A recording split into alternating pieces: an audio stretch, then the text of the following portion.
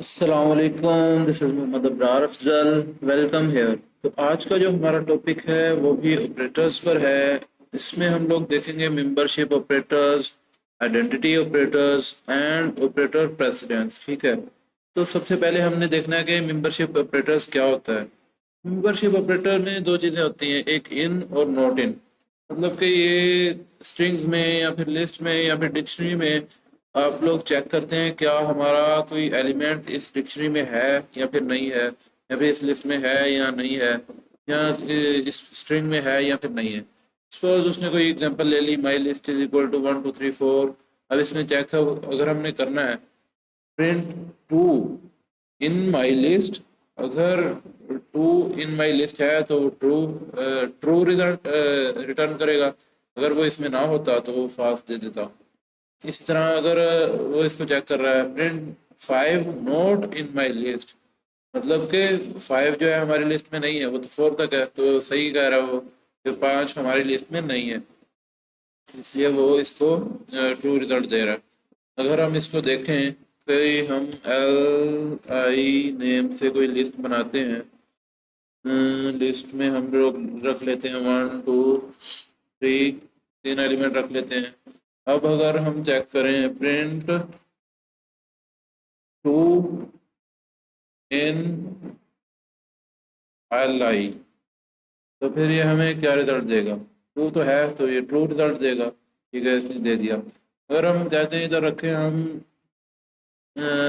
Not in, मतलब कि वो तो था ना, अगर हम इसको कहें नॉट इन माई लिस्ट तो फिर वो हमें देगा फॉल्स रिजल्ट।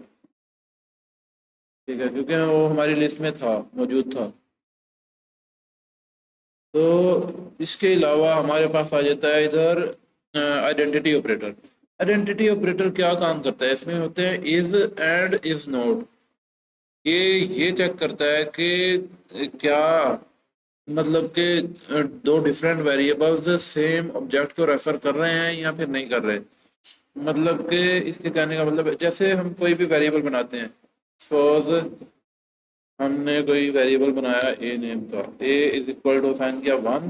ठीक है, अब ये वेरिएबल जब बनता है ना तो डाटा ऑब्जेक्ट में ही स्टोर होता है। जैसे ऑब्जेक्ट में इसने मेमोरी, कोई भी प्रोग्राम आपका होता है तो वो मेमोरी में कोई खास जगह लेता है ताकि उसमें अपने ऑपरेशंस परफॉर्म कर सके। ठीक है, तो इसने अगर इसने जब लिया ना ए इज इक्वल टू 1, तो फिर यहाँ पे इसका ऑब्जेक्ट बना, ऑब्जेक्ट में 1 स्टोर हुआ जो कि इन टाइप की क्लास का ऑब्जेक्ट है, और उसका रेफरेंस आईडी ए में स्टोर होता है। मतलब कि ए फिर उसको रेफर करता है तो फिर हम उसको असेस कर सकते हैं प्रोग्राम में। अब अगर हम कोई और वेरिएबल भी इधर लिखते हैं बी नेम का, उसको भी हम एक ही असाइन करते हैं, तो फिर इसको कोई नया ऑब्जेक्ट बनाने की ज़रूरत नहीं है। उसी वेरिएबल, उसी ऑब्जेक्ट का जो है रेफरेंस आईडी वो बी वेरिएबल में भी हो जाएगा। ठीक है, अब यहाँ पे क्या था इधर इसका इज एंड इज नॉट। ठीक है, ये था ना, देख लें आप, इज एंड इज नॉट। ठीक है, ये चेक करता है कि क्या दो डिफरेंट वेरिएबल सेम ऑब्जेक्ट को रेफर कर रहे हैं या फिर नहीं कर रहे। तो अगर हम यहाँ पे देखें प्रिंट ए इज बी, तो ये हमें क्या रिजल्ट देगा?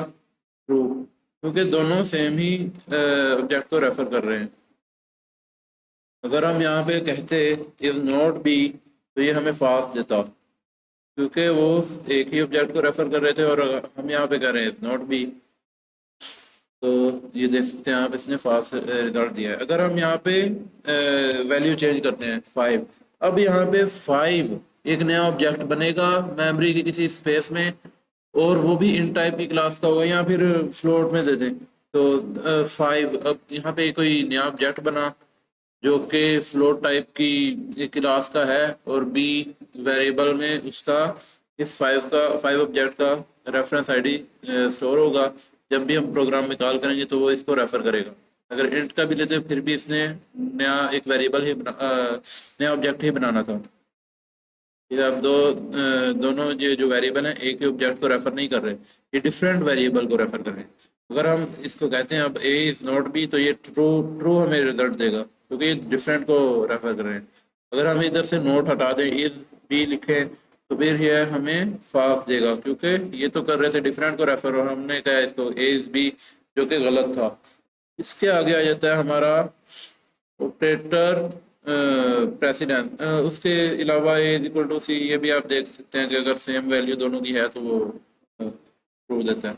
ऑपरेटर प्रेसिडेंस में आप लोगों को पता होगा, आपने मैथ में भी पढ़ा होगा, डिमास रूल, जैसे कि सबसे पहले डिवीजन की प्रेसिडेंस होती है, फिर मल्टीप्लिकेशन की, फिर एडिशन की और फिर सब्ट्रैक्शन की, इस तरह से। या फिर अगर ब्रैकेट हो तो फिर सबसे पहले ब्रैकेट की होती है प्रोग्रामिंग में। तो ये अगर आपके पास बहुत सारे ऑपरेटर्स हों और उनके दरमियान ऑपरेंड्स हों, फिर आपने किस तरह से करना है वो ऑपरेटर प्रेसिडेंस के लिहाज से आपने करना होता है। सपोज के result is equal to 2+3 asterisk 4 है। अब हमें देखना है कि स्टैरिक की प्रेसिडेंस ज़्यादा है, तो फिर पहले हम इन दोनों को मल्टीप्लाई करेंगे, जो भी जवाब होगा उसमें हम 2 को ऐड करेंगे। 4 multiply by 3 12, 12+2 is equal to 14, ये आंसर हमारा आ गया। ठीक है, अगर हम देखें ब्रैकेट का, मैंने कहा था ब्रैकेट की प्रेसिडेंस ज़्यादा होती है मल्टीप्लिकेशन से भी। डिमास के बाद बी डिमास है ना, bracket multiplication, bracket division multiplication, addition और सब्ट्रैक्शन। सबसे पहले ब्रैकेट सॉल्व होगी, 2+3 इज इक्वल टू 5, जो भी रिजल्ट होगा वो 4 से मल्टीप्लाई हो जाएगा। 5 multiply by 4 is equal to 20। ठीक है, तो इस तरह से ये ऑपरेटर प्रेसिडेंस के लिहाज से हमारा जो है आउटपुट आता है। उम्मीद है आपको मेरी ये वीडियो पसंद आई होगी, आपकी कोई भी कंफ्यूजन नहीं होगी। और अगर आपको मेरी ये वीडियो पसंद आई हो तो वीडियो को लाइक और चैनल को सब्सक्राइब ज़रूर कीजिएगा। मज़ीद ऐसी वीडियोस देखने के लिए मिलते हैं नेक्स्ट वीडियो में। तब तक के लिए अल्लाह हाफिज़।